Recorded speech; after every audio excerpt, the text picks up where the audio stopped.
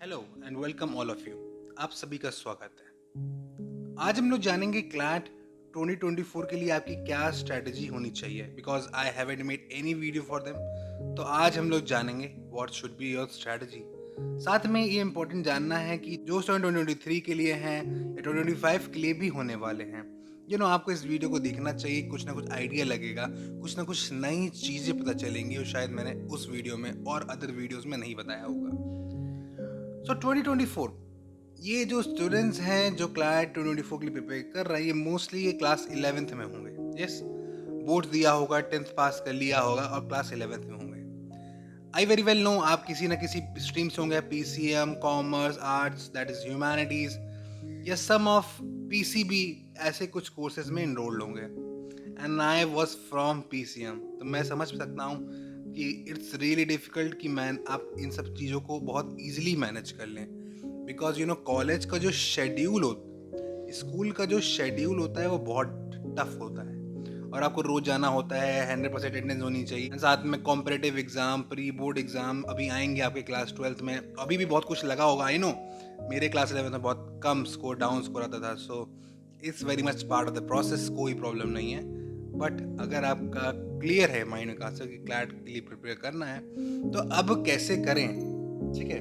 तो अब कैसे हमें क्या अपनी चीज़ों को देखना चाहिए। तो फॉर द 2024 स्टूडेंट्स जो 2024 के लिए प्रिपेयर कर रहे हैं, उनको मैं ये बोलना चाहूँगा, देखिए अभी आपके पास जो टाइम है वो अराउंड 15 मंथ से लेके 12 मंथ्स के बीच का होगा, जब भी देख रहे होंगे, ठीक है। मोर देन ईयर, ठीक है, अराउंड ईयर है, मोर देन ईयर आराम से आपके पास है। अब देखिए, इट्स एन एम्पल टाइम। इस टाइम में क्लैट निकाला भी जा सकता है और बहुत ज़्यादा ऐसी भी होंगी कि क्लैट बहुत सारे स्टूडेंट इस टाइम को देने के बाद, क्या 24 मंथ्स देने के बाद भी क्लैट को मुश्किल से निकाल पाएंगे या निकाल भी नहीं पाएंगे। इंपॉर्टेंट क्या है, ये जो 15 to 12 मंथ्स है, इसमें आपको बेसिक बहुत अच्छे स्ट्रॉन्ग करना पड़ेगा, ठीक है। फॉर एग्जाम्पल कोई स्टूडेंट है, फॉर एग्जाम्पल ये एक्स स्टूडेंट है, ठीक है, ये पढ़ाई में बहुत एवरेज है या कहूँगा वीक है, ठीक है। ये स्कूल की पढ़ाई की मैं बात कर रहा हूँ, ठीक है। So it doesn't matter, no no and O बड़ा बड़ा नो, कि आप क्लास में कैसे पढ़ाई में हो, अब क्या करोगे क्लैट में, ठीक है। मैं भी बहुत बेकार था, मैं भी बहुत एवरेज स्टूडेंट था। तो आप समझ पा रहे हो ना, आप एवरेज हो, वीक हो, फर्क नहीं पड़ता। तो जब आपके पास 12 से 15 महीने हैं एंड यू आर रेडी कि कुछ करना है, तो आप कर ले जाओगे, ठीक है। मैं इसलिए कह रहा हूँ कि मेरा भी सेम कॉन्सेप्ट था, मेरे को भी यही चीज़ मोटिवेट करती थी कि मैं अच्छे स्कूल से पढ़ा, मेरे मम्मी पापा ने मेरे को अच्छी एजुकेशन दिलाई, एंड स्टिल मैं कोई बेकार कॉलेज में जाऊंगा, तो ये मेरे लिए कितनी डाउन बात है। तो ये मेरे को हमेशा मोटिवेट करता था। मैं बहुत नॉर्मल किड था, बट एट दी एंड थोड़ा सा मेहनत करा, थोड़ा सा मैंने ये अपने जो टाइम था वो मैंने अच्छे से यूज़ करा। मेरा जो प्रिपरेशन का टाइम था वो क्लास 12th और एक ड्रॉप ईयर था। आपका 11th एंड 12th है, ठीक है। मैंने भी 2 साल लिया था, बट आपके पास भी 2 साल है, बट थोड़ा सा कंस्ट्रेंट रहेगा कॉलेज का, ठीक है। कॉलेज का कंस्ट्रेंट रहेगा, तो उसके लिए ध्यान रखना होगा कि हमें शेड्यूल बहुत अच्छे से बनाना पड़ेगा, ठीक है। हमें रोज क्या करना है, कैसे करना है। तो देखिए ना, इतना छोटा छोटा काम करेंगे तो धीरे धीरे इतना बड़ा पहाड़ खड़ा होगा, ठीक है। अगर आप सोचोगे ये छोटे छोटे काम नहीं करोगे, फिर आगे चल के कुछ हो ही नहीं पाएगा। फिर एट दी एंड ये पूरा जो काम करा ना, ये छोटे छोटे पूरा, ये सब आपके लास्ट के फ्यू मंथ्स में करना पड़ा, and that becomes more and more risky. आपके चांस ऑफ सिलेक्शन और डाउन हो जाती है।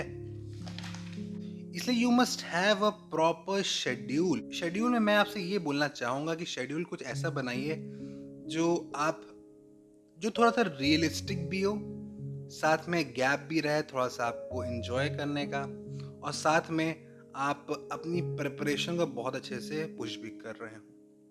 अब देखिए, आप 11th में हैं, यू हैव अच्छा खासा टाइम, और आप 12th में भी जाओगे। 12th में बोर्ड्स आएगा, फैमिली का प्रेशर आएगा कि अच्छा स्कोर करना है, ये वो, आपको भी खुद रियलाइज होगा कि आपको भी ठीक ठाक स्कोर करना है, तो आप इस पे फोकस करोगे 12th पे। और जब 12th फोकस करोगे तो क्या कम होगा, आपका क्लैट प्रिपरेशन डाउन हो जाएगी।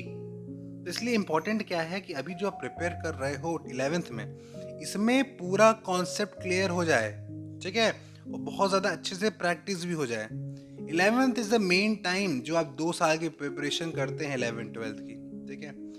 क्योंकि मैं इसलिए बोल रहा हूँ कि यही मेन टाइम है जिसमें आपको मैक्सिमम टाइम मिलेगा, जिसमें आपको अपॉर्चुनिटी है कि आप कॉलेज की, स्कूल की स्टडीज को थोड़ा सा डाउन कर दीजिए, क्लैट प्रिपरेशन के लिए थोड़ा सा समय को, थोड़ा सा टाइम को बढ़ा देंगे, इंक्रीज कर देंगे।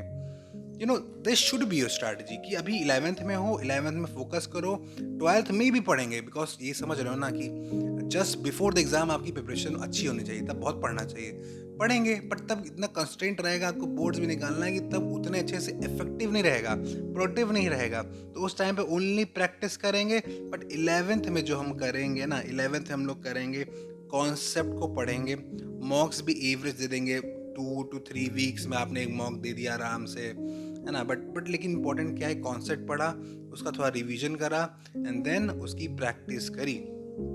This is what you have to follow, because जो 12th की स्ट्रेटजी होगी वो आपकी एकदम डिफरेंट होगी। 12th में आपको बोर्ड्स देखना होगा, साथ में जब भी आपका एग्जाम्स होगा क्लैट का, उसी टाइम आपका कोई ना कोई प्री बोर्ड जो शेड्यूल होगा, तो उस टाइम के हिसाब से आपको बहुत ध्यान से प्रिपेयर करना पड़ेगा, ठीक है। 12th में क्या करना है वो मैं और डीप में किसी और वीडियो में बताऊंगा, बट ये ध्यान रखिए 12th में सिर्फ प्रैक्टिस करने के लिए छोड़िए, सिर्फ मॉक्स लगाने के लिए छोड़िए। अगर 12th का टाइम अगर आप कॉन्सेप्ट को पढ़ने के लिए देंगे तो फिर आपके पास टाइम नहीं है।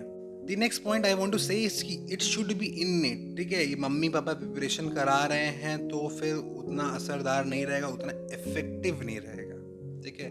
इंपॉर्टेंट क्या है, ये प्रेप जो प्रिपरेशन हो रही है वो आप कर रहे हो, आप ही को सब कुछ करना है, ठीक है।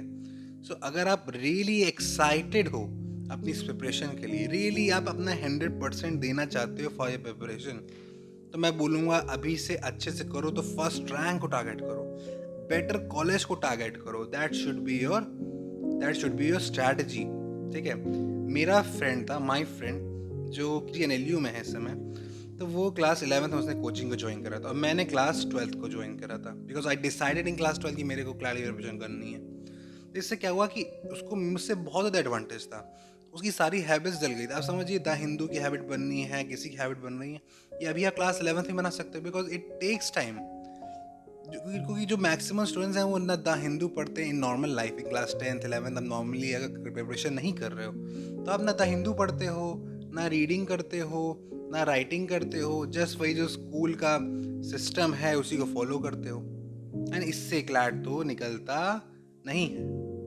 आपको एक्स्ट्रा कुछ करना पड़ेगा ना, तो एक्स्ट्रा कब बनेगा, वो 11th में ही बनेगा।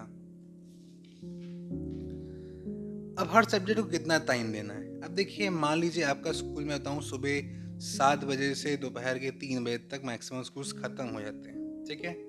अगर इतने बजे तक स्कूल आपका ख़त्म हो गया है, आई नो, आप फिर आके रेस्ट करेंगे, 5 बजे तक मान लीजिए रेस्ट कर लिया, रेस्ट करने के बाद 5 से 7 बाद कोई कोचिंग वोचिंग हो जाएगी आपकी, थोड़ा आराम आराम करना हो जाएगा, यस, थोड़ा सा गेम वेम खेलना हो जाएगा।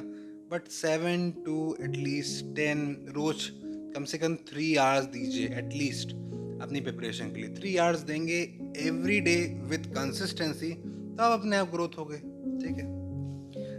दिस एग्जाम नीड्स कंसिस्टेंसी, ठीक है। किसी भी चीज़ में डिफ़िकल्ट टॉपिक फर्स्ट, मतलब डिफ़िकल्ट टॉपिक को ज़्यादा पढ़े, अच्छे से पढ़ें। इजी टॉपिक मतलब GK पसंद आएगा मैक्सिमम स्टूडेंट्स, मुझे पता है, तो सिर्फ उसी में ना लगे रहिए, तो डिफ़िकल्ट टॉपिक को भी पकड़िए और टाइम दीजिए, टाइम 3 आवर्स कंसिस्टेंसी, मतलब अगर ये देना है 3 घंटे देना है, उसके अलावा कुछ करिए। सो ये जो मेंटल स्ट्रेंथ है ये आपको डेवलप करना पड़ेगा, ये normally class 10th 12th students को शायद नहीं डेवलप होता आता है। फॉर दैट आपको लगातार एफर्ट करना पड़ेगा, थोड़ा सा कट होना पड़ेगा विद द सोसाइटी, क्योंकि आपको फॉलो करना है एट दोज 3 आवर्स, और कुछ एक्स्ट्रा टाइम है तो आप जो है अपने कॉलेज स्टडीज एक्सेट्रा को दे सकते हैं। This is what I want to say. I believe कुछ समझ आ गया होगा कि आपको कैसे डील करना है for all these class 12th, because 12th 11 दोनों इंपॉर्टेंट है, मैं नहीं बोलूँगा इंपॉर्टेंट ही नहीं है, बट ये भी मैं बोलूँगा आपसे कि ये दोनों हाथ में लड्डू लेने की कोशिश ना करिए कि आपको इसमें भी लड्डू चाहिए, इसमें भी लड्डू चाहिए। Just leave one hand for CLAT also, एक हैंड क्लैट के लिए छोड़ दीजिए, इधर से 12th का ठीक ठाक स्कूल ले लीजिए और क्लैट को फोकस करिए, है ना। फिर एट द एंड आगे अपॉर्चुनिटीज़ मिलेगी, सब कुछ होगा, वो कहाँ से, क्लैट में अच्छे कॉलेज, आगे जो अपॉर्चुनिटी मिलेगी सब कुछ, ये जीवन भर का। नोबडी आस्क कि आप कौन से स्कूल के हो, एवरीवन आस्क कि आप कौन से कॉलेज से हो, दैट इज मोर इम्पोर्टेंट। ठीक है, अच्छे कॉलेज, अच्छी एजुकेशन और अच्छा फ्यूचर की चांस ज़्यादा होंगी। Thank you, this is Avinash Tiwari, student at NLU Lucknow, signing off.